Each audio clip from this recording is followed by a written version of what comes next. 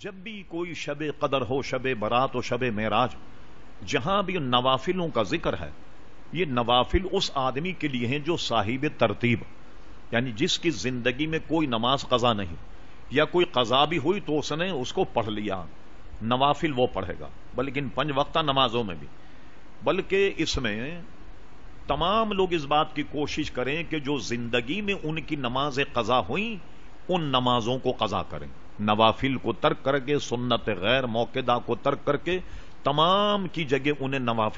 نوافل چھوڑ کر وہ فرض پڑھنے ہوں گے کہ جو ان کے فرض قضا ہوئے۔ اعلی حضرت فاضل بریلوی نے فتاوی رضویہ میں تفصیل سے یہ فتویٰ لکھا کہ جس کے ذمے فرائض ہوں اس کا نفل قبول نہیں ہوگا۔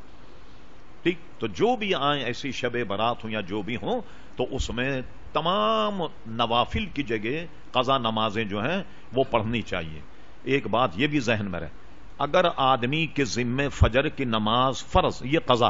وہ اگر 2 لاکھ نوافل بھی پڑھ لے تو وہ فرض کے درجے کو نہیں پہنچ سکتا، اس لیے کہ فرض ہے، نفل نفل۔ تو ہر وقت آپ یاد رکھیے جب نماز پڑھیں تو ایک معمول بنا لیجئے کہ روزانہ 6 نمازیں آپ قضا کریں، 5 فرض اور وتر، یہ 20 رکعتیں ہوتی، اس کو آپ تقسیم کر لیں دن کے حصے میں اور ان نمازوں کو ضرور پڑھیں۔ اور اس میں یہ بھی ہے کہ اگر آپ کے پاس وقت ہے تو آپ حساب کر لیں کہ میری 5 سال کی نمازیں قضا ہوئیں تو روزانہ آپ 5 دن کی قضا کر، اور اس میں ترتیب کی بھی ضرورت نہیں،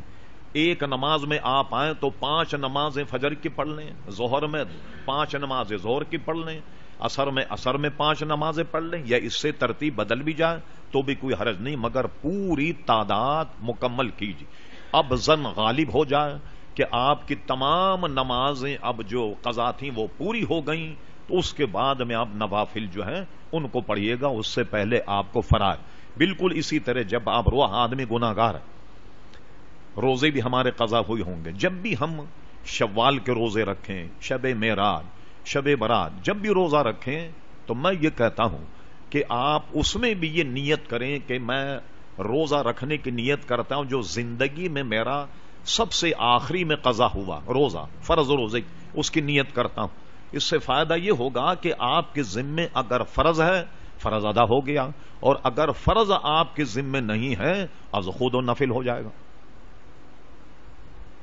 جی جناب، اور کوئی اس پر ہماری پوری کتاب بھی ہے، مبارک راتیں،